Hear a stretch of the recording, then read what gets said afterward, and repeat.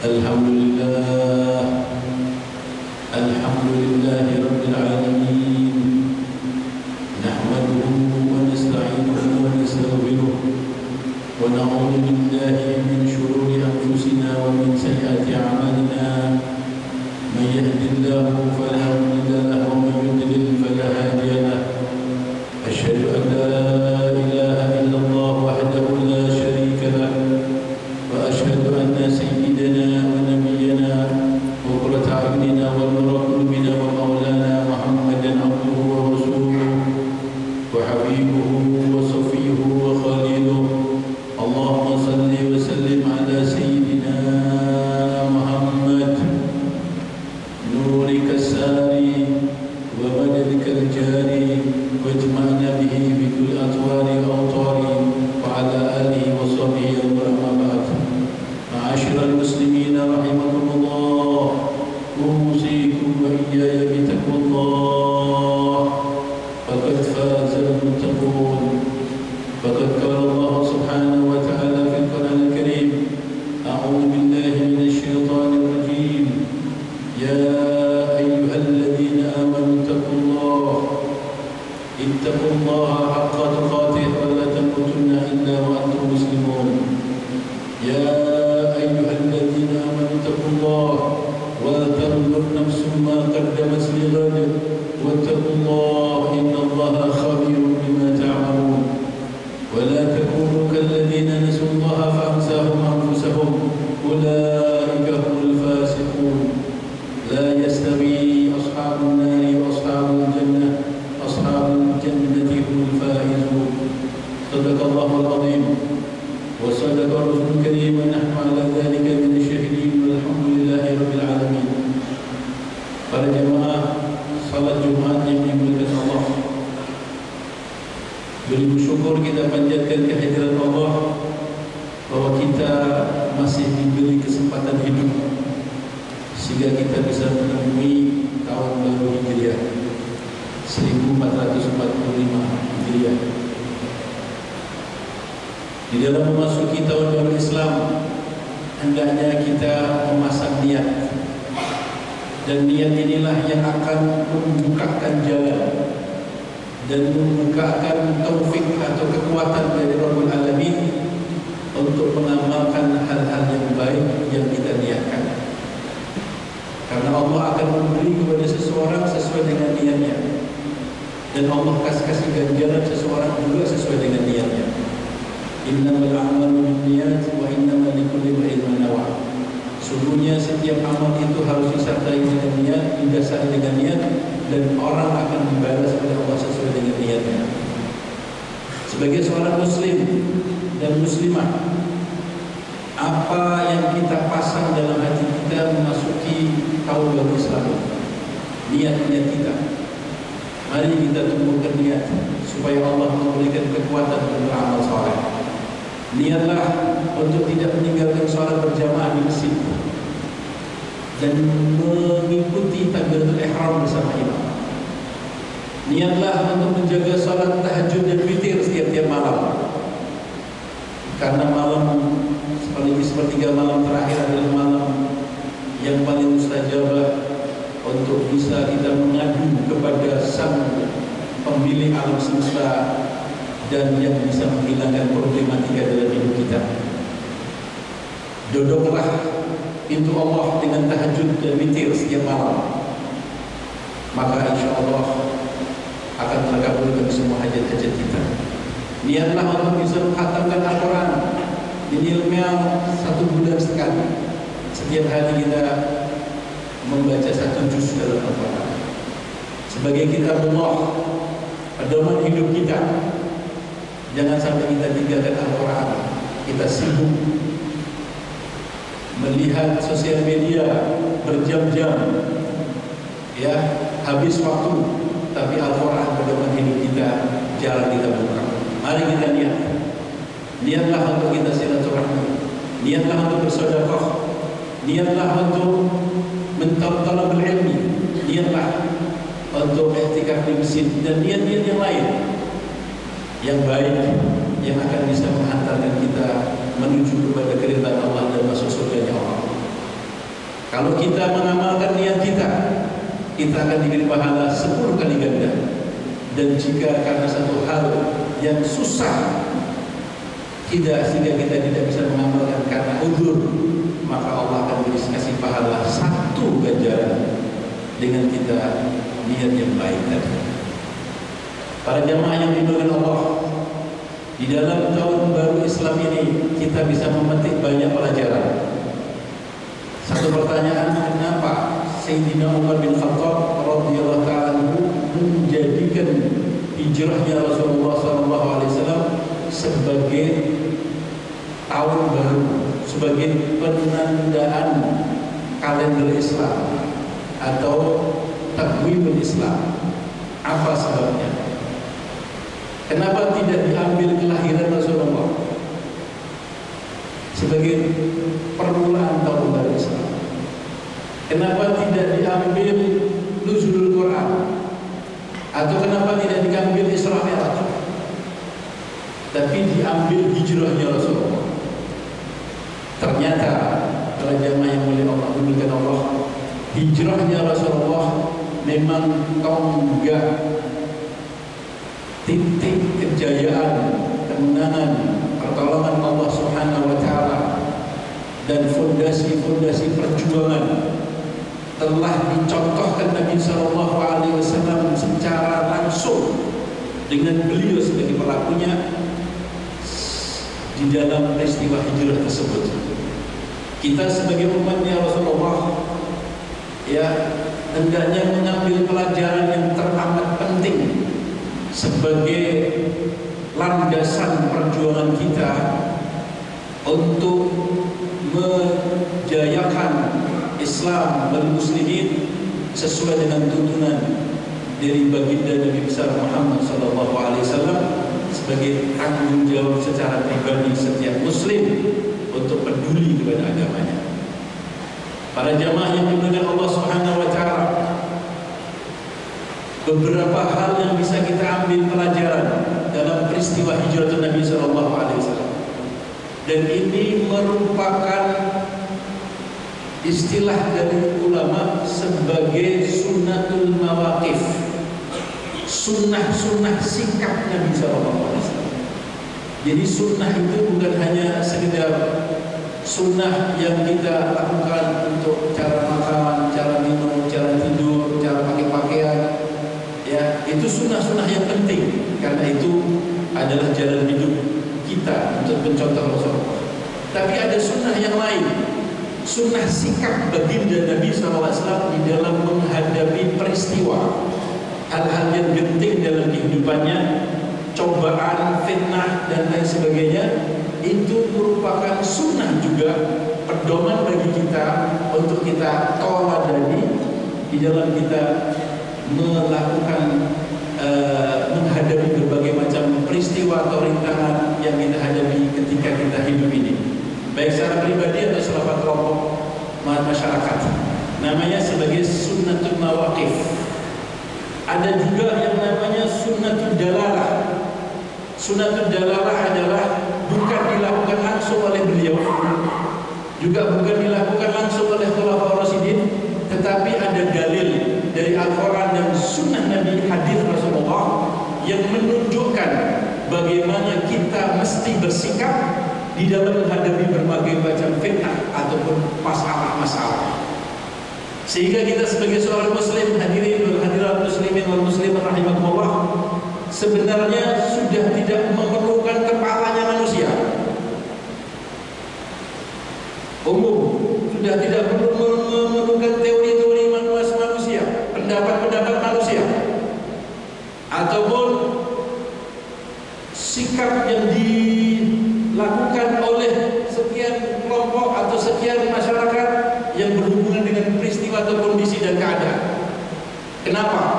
Karena kita sebagai seorang muslim sudah dikasih bekal oleh Nabi sallallahu alaihi wasallam sangat lengkap pedoman Islam ini sudah lengkap. Al-Quran, sunnah Nabi, Al-Quran dan sunnah Nabi, sikap-sikap beliau dan sikap-sikap khulafaur rasyidin yang mesti kita harus pelajari sehingga kita akan melangkah dengan tuntunan wahyu dan melangkah dengan tuntunan Sayyidul Mursalin.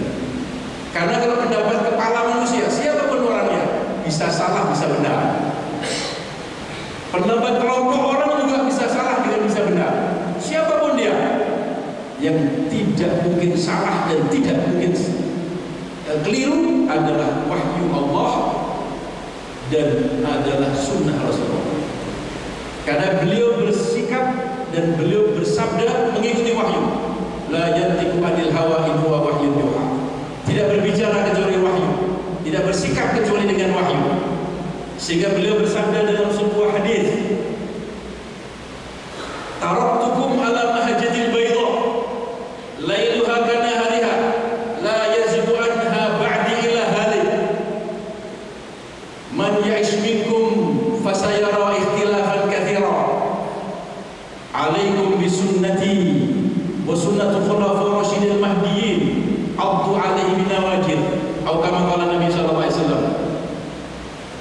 Aku telah meninggalkan kepada kalian pedoman hidup yang jelas, pedoman hidup yang lurus, transparan, jelas, bayda, terang benderang.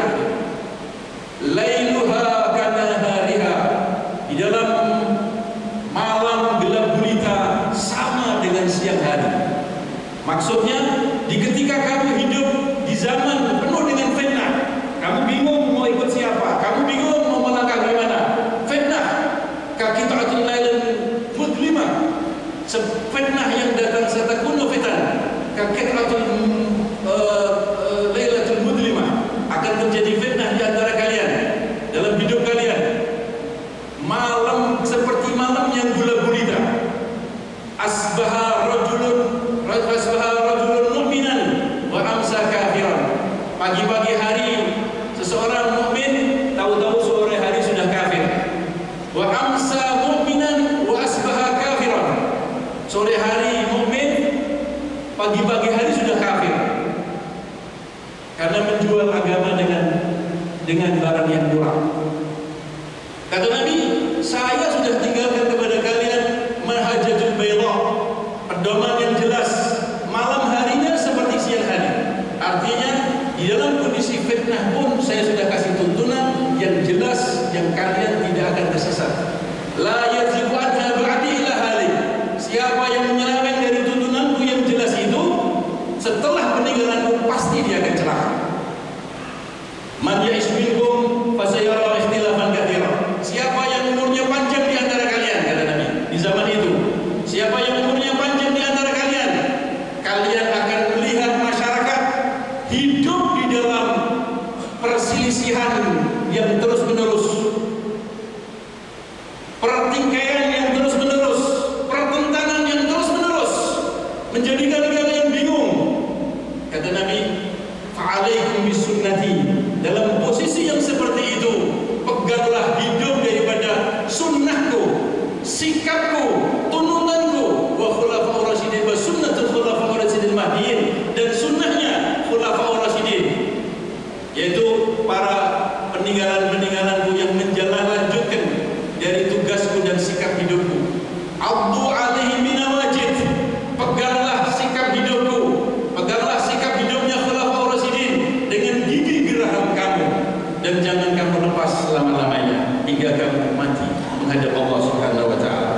Para jamaah yang dimuliakan Allah Subhanahu wa taala, dari hadis Nabi sallallahu alaihi wasallam ini jelas kita sebagai seorang muslim sebenarnya nikmat, karena sudah diterangkan oleh Nabi Allah Subhanahu wa taala oleh Al-Qur'an dan hadisnya dan tuntunannya yang difahami oleh para pewaris-pewaris beliau yang mulia. Apa yang mesti kita lakukan dalam kehidupan ini? Lurus mengikuti siratal mustaqim, sehingga kita tidak terombang-ambingkan oleh pikiran orang, terombang-ambingkan oleh pendapat orang, terombang-ambingkan oleh situasi kondisi yang tidak menentu ini. Para jamaah yang dimuliakan Allah Subhanahu wa taala, mestilah kita belajar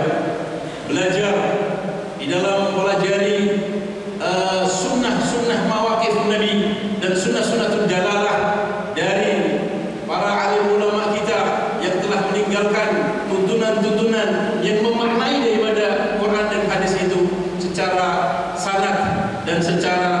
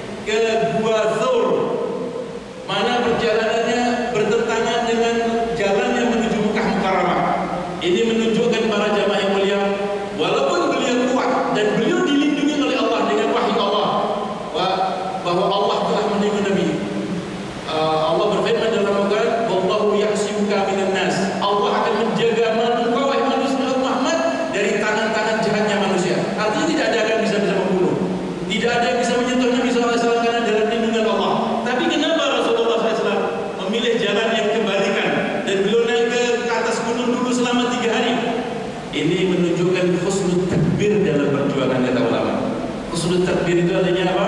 Strategi yang bagus. Walaupun beliau dilindungi Allah, tapi beliau melihat strategi. Selama 3 hari beliau tinggalkan Mekah, apa yang terjadi? Maka beliau lihat informasi yang terjadi tersebut, dan beliau bisa mengambil ketentuan dari hal tersebut. Itulah hal yang dilakukan Nabi SAW. Husnul tadbir dalam perjuangan. Kemudian yang kedua, ketika beliau menjalankan perjalanan, beliau yakin kepada Allah Subhanahu Wa Taala. Ketika pasukan Quraisy mencari mengejar Nabi SAW, Abu Bakar Siddiq dalam keadaan takut, Rasulullah mengatakan, la tahzan innallaha ma'ana. Jangan takut, Allah bersama kita. Ketika orang Quraisy seandainya dia melihat gua, sebentar saja akan melihat 2 orang akan dia di situ, tapi ternyata dia tidak melihat. Maka Allah jaga. Bagaimana yakinnya Rasulullah bahwa Allah melindunginya, yakinnya Rasulullah bahwa Allah bersamanya. Maka seorang pejuang, kalau dia punya keyakinan yang hebat, memperjuangkan kebenaran, dan Allah pasti akan melindungi dan membantunya, maka itulah hal yang menjadikan optimisme yang luar biasa untuk memenangkan dan menguatkan dalam perjuangan. Itulah batinnya Nabi SAW yang membuat temannya Abu Bakar Siddiq radhiyallahu anhu juga tenang dengan kalimat Rasulullah, la tahzan innallaha ma'ana. Jangan takut, Allah bersama kita. Kemudian setelah sampai di Kuba, Nabi SAW membangun masjid.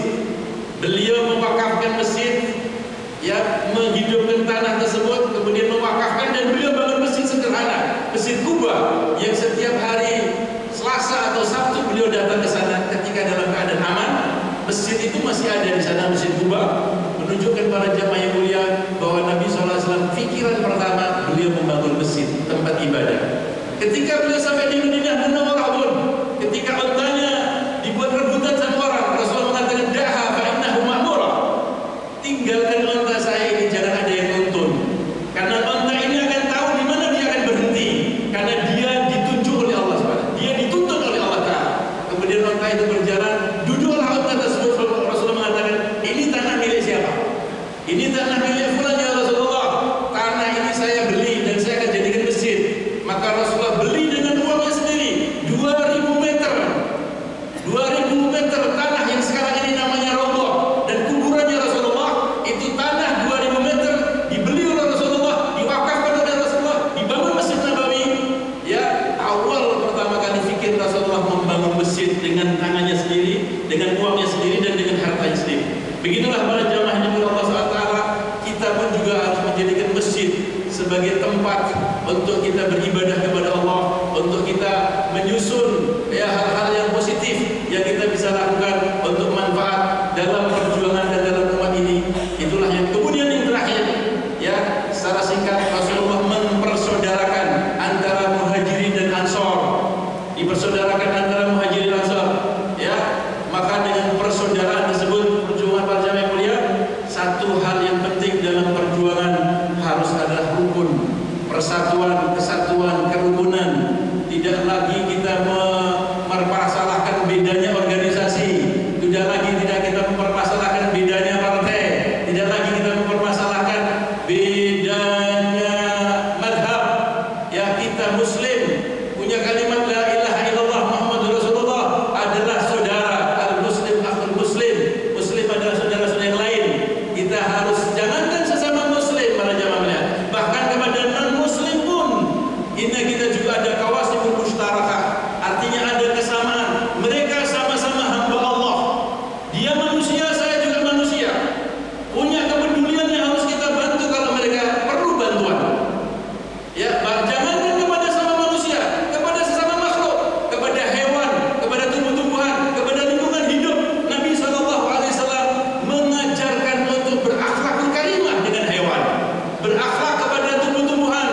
Rasulullah SAW mengatakan ada seorang wanita yang dia berzina, menolong seekor anjing yang najis mughaladah, dalam keadaan haus, dengan sepatunya dia ambil air, diminumi, kemudian anjing itu bisa sehat dan hidup. Maka Rasulullah mengatakan, wanita ini masuk surga, pezina ini masuk surga, karena rahimnya, sayangnya dengan seekor anjing. Akhirnya Allah ilhami dia taubat, dan akhir hayatnya dia meninggal dunia dengan husnul khatimah, akibat dia peduli dan rasa sayangnya dengan anjing yang dalam keadaan kehausan. Maka hati rahmah, hati kasih sayang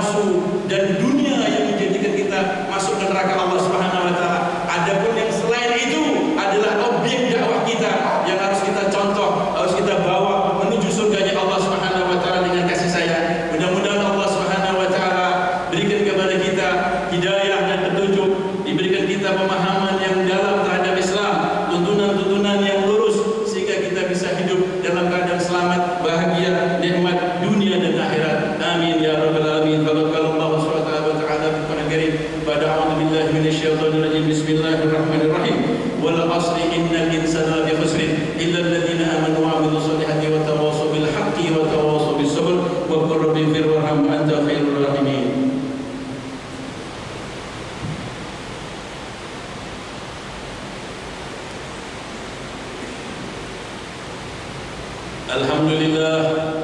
الحمد لله رب العالمين وبه نستعين على أمور الدنيا والدين. أشهد أن لا إله إلا الله وحده لا شريك له وأشهد أن سيدنا ونبينا وقرة أعيننا ونور قلوبنا ومولانا محمدا عبده ورسوله وحبيبه وصفيه وخليله. اللهم صل وسلم على سيدنا محمد مفتاح باب رحمة الله عدد ما في علم الله صلاة وسلاما دائمين بدوام ملك الله وعلى آله وصحبه. أما بعد معاشر المسلمين رحمكم الله أوصيكم وإياي بتقوى الله فقد فاز المتقون. فقد قال الله سبحانه وتعالى في القرآن الكريم أعوذ بالله من الشيطان الرجيم يا أيها الذين آمنوا اتقوا الله حق تقاته ولا تموتن إلا وأنتم مسلمون. ثم إن الله أمركم بدأ بنفسه وثنى بملائكته المسبحة لقدسه وإياه بالمؤمنين تميما. فقد قال الله تعالى لا يزال قائلا عليما إن الله وملائكته يصلون على النبي يا أيها الذين